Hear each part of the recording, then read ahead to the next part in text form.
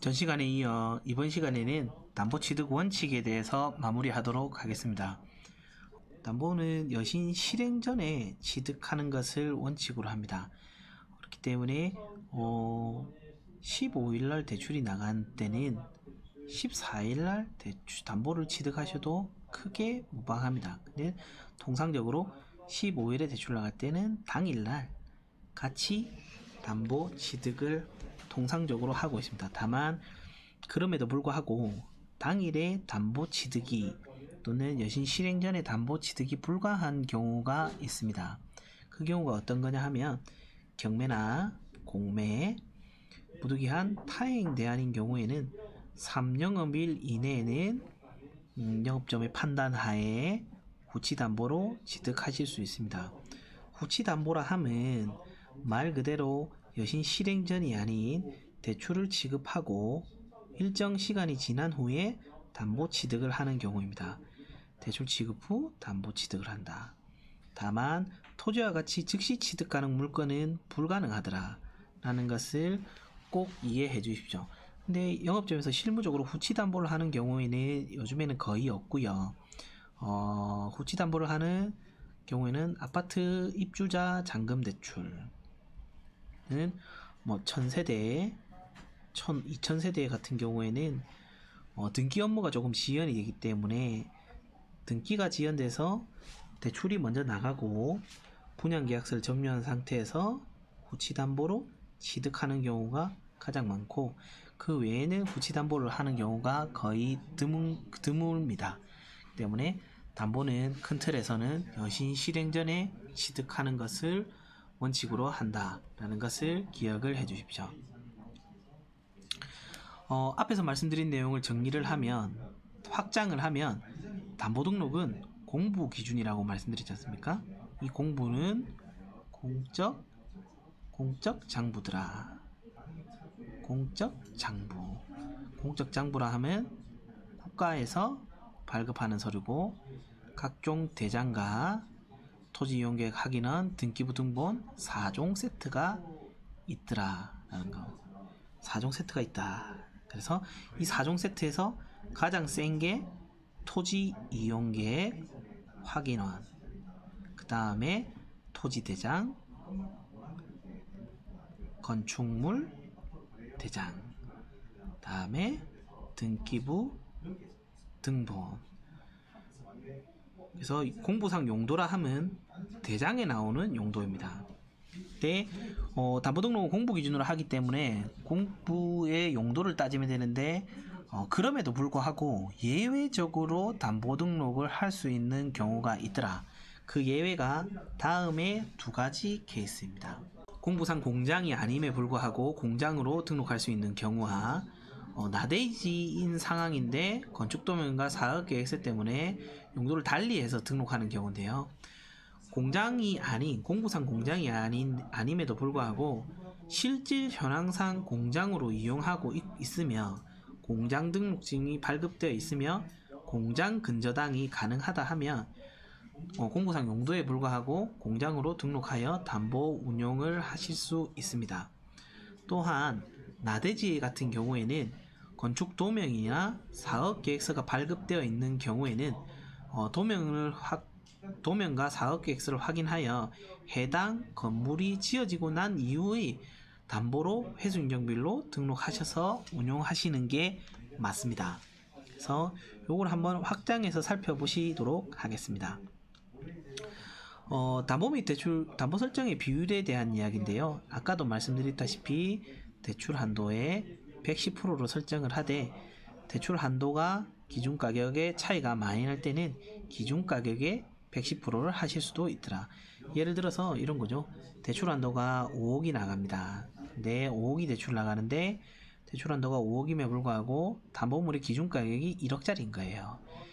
1억짜리인데 여기서 사실 5억에 110% 해서 5억 5천 설정할 수도 있고 1억에 110% 1억 1천을 설정할 수도 있지만 5억 5천을 설정을 하면 은행에 비용이 많이 나오는 경우가 발생할 수도 있습니다. 그렇기 때문에 합리적인 판단 하에 기준 가격의 110% 이상 설정하셔도 크게 문제는 없더라.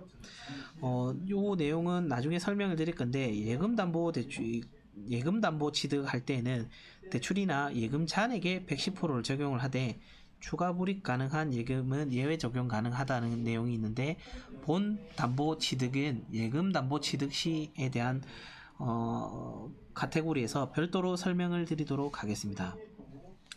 실무적으로 잘 일어나지는 않지만 특정 채무 담보의 경우에는 담보 한도액을 따로 설정하지 아니한다라는 것 정도만 담보 및 보증 업무 지침 23조를 통해서 알아주시면 좋을 것 같습니다.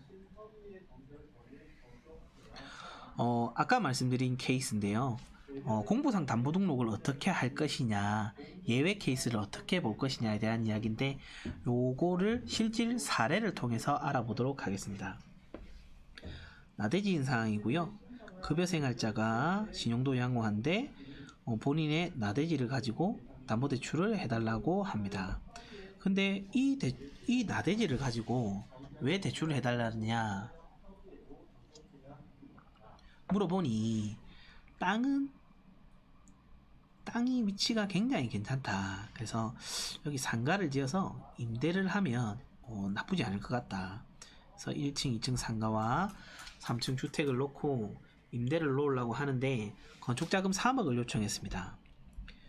땅은 대출이 하나도 없는 본인 명의 땅인 거예요. 그래서 이걸 어떻게 할 것이냐 살펴보면, 감정가 7억이에요. 감정가 7억. 그럼 감신가 7억이에요. 감신가 7억이에요. 다음에 땅의 회수 인정 비율이 80%지만 7억에 80%가 아닌 건축 계획이 다 서 있기 때문에 근린 상가의 회수 인정 비율 70%를 적용해야 됩니다. 그래서 7억에 70%를 적용을 해서 선순위 채권을 공제를 해야 됩니다. 왜냐하면 건물이 지어지니까. 근데 지금은 건물이 없기 때문에 준공 후에 반환수 공제를 감안을 하시면 되고요. 그렇다 하면 이 대출을 지급할 때 실담보 적용가액은 7, 8, 56, 5억 6천이 아닌 4억 9천을 감안하셔서 담보 등록을 하시고 대출 지급을 하셔야 됩니다. 건물이 없는 나대지임에 불구하고, 나대지의 회수 인정 비율이 80%임에도 불구하고 앞서 말씀드린 건축 허가나 건축 계획이 서 있을 경우에는 해당 건물의 회수 인정 비율을 감안하여 담보 등록을 공부상 용도에도 불구하고 예외적으로 운영을 하셔야 되는 케이스입니다. 나대지 지상 건축계획 확인 시 건축 용도별 회수 인정 비율 적용. 대지와 건물의 회수 인정 비율 중에 낮은 걸로 적용하시는 게 맞습니다. 답이네요. 답. 공부상 용도가 답입니다. 근데 신용도가 양호한 사람이 현재 답이고 고철 처리장으로 사용되고 있는데 미등기 건물이 창고가 있어요. 임차인의 보증금은 2천만 원이고, 내 가계자금 대출 1억을 해달라고 하는 상황입니다. 가계자금 대출 1억을 해달라는 상황인데요. 보시면 감정가 7억에 감신가도 7억입니다. 답의 회수 인정 비율은 60%예요. 60%.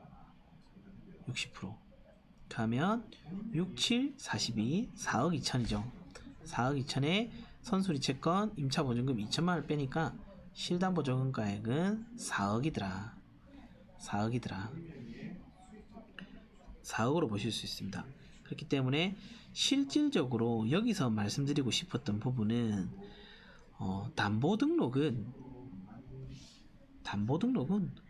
이거를 고철 처리장으로 쓰고 있는 거랑은 상관없이 공부상 용도가 답이기 때문에, 이것이 혹시 비록 공장으로 사용되고 있다 하더라도 담보 등록은 공부상 용도이기 때문에 답으로 등록을 해야 되더라. 근데 그럼에도 불구하고 선순위 보증금, 소액 보증금을 뺄 때에는 위에 건물이 미등기 건물임에도 불구하고 소액 임차 보증금은 기존에 보증금이 있는 2천만 원을 그대로 공개해야 되더라.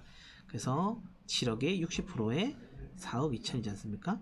4억 2천에서 임차 보증금 2천을 차감한 4억을 실담보 적용가액으로 운영하는 것이 합리적이다 라고 보셔야 할 것 같습니다. 공장인데요. 한번 보실게요. 담보물이 공부상 용도가 축사고요. 근데 실질적으로 공장으로 쓰고 있습니다. 대표이사가 포함 상시 근로자 4인 미만이고, 근데 이 사람이 자가사업장을 담보대출 3억을 해달라고 했습니다. 근데 담보물 공부상 용지가 복장 용지고 건물이 오리 축산 겁니다.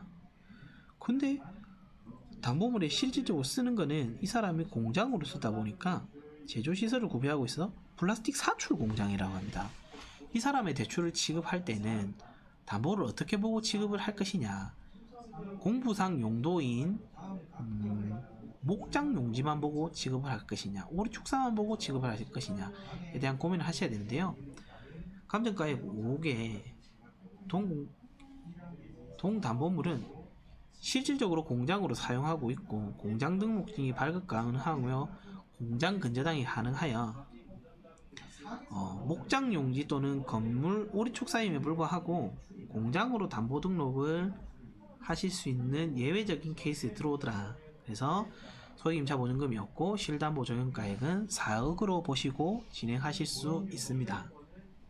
그리하여 이 케이스 같은 경우에는 공장이 아니지만 공장 근저당 설정이 가능하며 공장 등록증이 발급되어 있으며 현황상 공장인 경우에는 공부상 용도에 불과하고 동담보물을 공장으로 등록하여 대출을 취급할 수 있다는 것을 꼭 기억을 해 주십시오.